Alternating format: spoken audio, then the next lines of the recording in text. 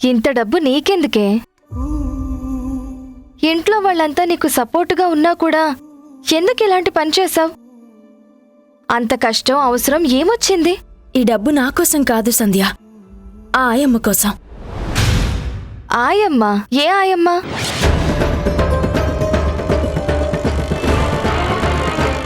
ఆ రోజు తల్లి ప్రేమ గురించి, మన స్నేహం గురించి గొప్పగా మాట్లాడిన ఆ ఆయమ్మ.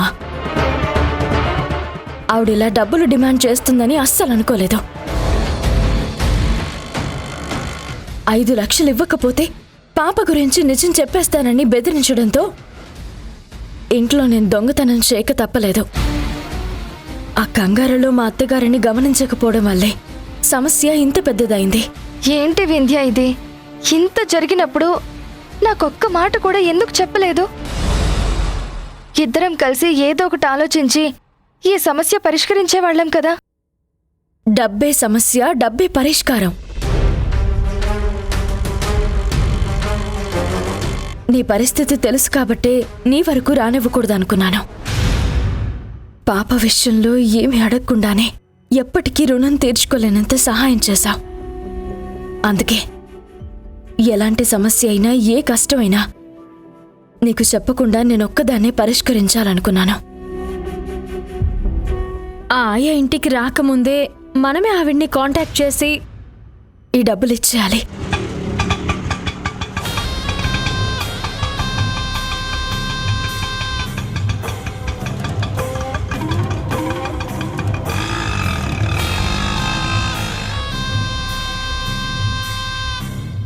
అసలు ఈ ఇంట్లో ప్రాబ్లంకి కారణమే ఆ సంధ్య అని నేను ఫీల్ అవుతా ఉంటే ఈయన గారు వెళ్ళి ఆ సంధ్యను ఇంటికి తీసుకురావడమే కాకుండా ప్రాబ్లమ్స్ అన్నీ సాల్వ్ అవుతాయని చెప్తున్నాడు. అసలు ఈ ఇంట్లో ఏం జరుగుతుందో ఏంటో నాకు అర్థం కావట్లేదు.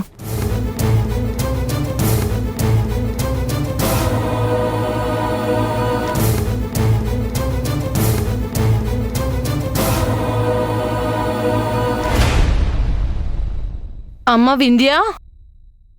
ఎవరు? వింధ్య కోసం వచ్చానండి. నువ్వింతకు ముందు కూడా వచ్చావు కదా? రాక తప్పలేదండి.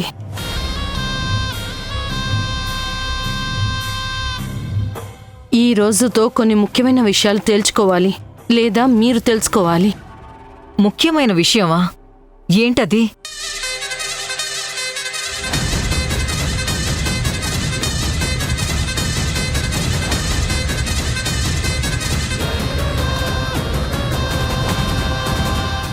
అడుగుతుంది నిన్నే, మాట్లాడు.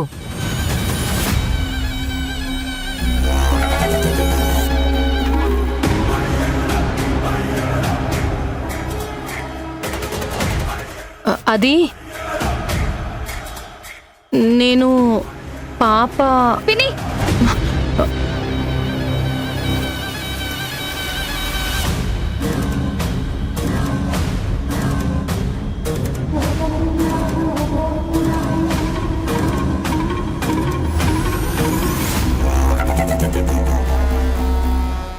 పిన్ని ఎంతసేపు అయిందొచ్చి? ఇప్పుడే. పిన్నినా? నీకూడా తెలుసా? అదేం క్వశ్చన్ వాణి? సంధ్యా వింధ్య బెస్ట్ ఫ్రెండ్స్ అయినప్పుడు ఒకరికి తెలిసిన వాళ్ళు ఇంకొకరికి తెలియకుండా ఉంటారా? అవునత్తయ్య. పిన్ని, మీరు లోపలికి రండి. ఆగండి.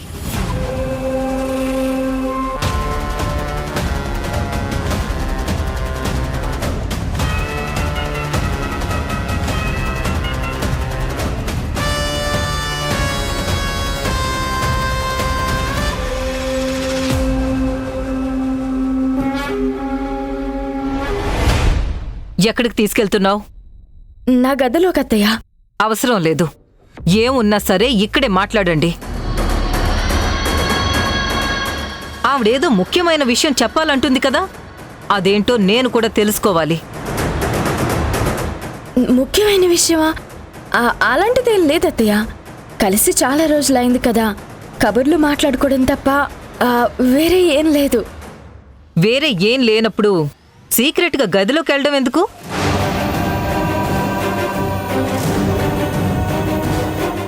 ఇంతకు ముందు వచ్చినప్పుడు కూడా నువ్విలా హడావిడిగా ఆవిడ్ని లోపలికి తీసుకెళ్ళావు.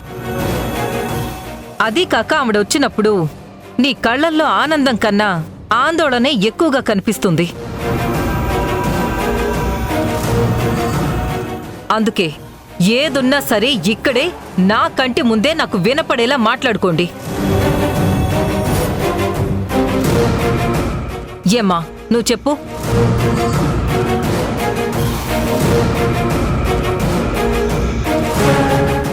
వాణి, ఏదో హాస్టల్ వార్డెన్ లాగా, మిలిటరీ క్యాంపులో ఆఫీసర్ లాగా ఆ రూల్స్ రెగ్యులేషన్స్ ఏంటి? తెలిసిన వాళ్ళ ఇంటికొస్తే వాళ్ళకి ఏవో పర్సనల్ విషయాలుంటాయి. అన్నీ మనం వినాలి, మనకి తెలియాలంటే ఎలా? లేదండి, కొన్ని విషయాల్లో కొంతమంది దగ్గర ఎంత స్ట్రిక్ట్గా ఉంటే అంత మంచిది. పోన్లే కదా పాపం అనుకుంటే చివరికి శాపం తగిలేది మనకే. ఆల్రెడీ ఇంట్లో జరగరానివి ఎన్నో జరుగుతున్నాయి. అవి ఆపాలంటే ప్రతి చిన్న విషయంలో జాగ్రత్తలు తీసుకోక తప్పదు. నువ్వు చెప్పు, ఎందుకొచ్చావు?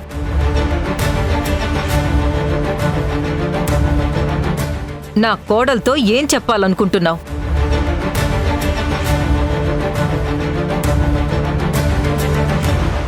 ఇన్నిసార్లు అడిగినా ఏం చెప్పడం లేదంటే నాకు తెలియకుండా ఏదో తప్పు జరుగుతున్నట్టే. అవునా కాదా? అంటే మీ కోడలతో మాత్రమే చెప్పాలనుకున్నాను, కానీ ఇప్పుడు అది అందరి ముందు చెప్పక తప్పడం లేదు. నేనిక్కడికొచ్చింది పాప గురించి చెప్పడానికి.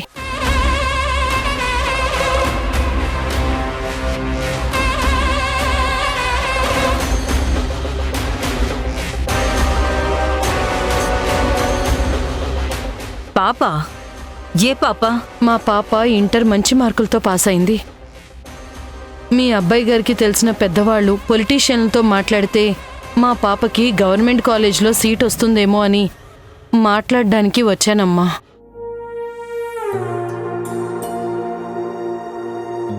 నువ్వు చెప్పేది నిజమేనా? అవునండి, మా పాప గురించి మాట్లాడడానికే వచ్చాను.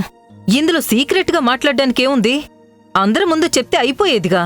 సీక్రెట్ అని కాదమ్మా, వింధ్యని ఇప్పటి వరకు ఏదీ అడగలేదు. మొట్టమొదటిసారి అడగడానికి మొహమాటము సిగ్గు అడ్డొచ్చి. మనలో మనకి మొహమాటం ఎందుకు పిన్నిగారు? నేను తప్పకుండా మా ఆయనతో మాట్లాడతాను. విన్నావా? ఇంతోటి దానికి ఊరికే నీ పిచ్చి అనుమానాలు, ఎంక్వైరీలు. ఇప్పుడన్నీ క్లియర్ అయ్యాయా? అమ్మా సంధ్య, నువ్వు ఇంటికే వెళ్తున్నావా? నేను కూడా వస్తాను. సరే పిన్ని, పదండి వెళ్దాం. సంధ్య, ఒక్క నిమిషం ఆగు.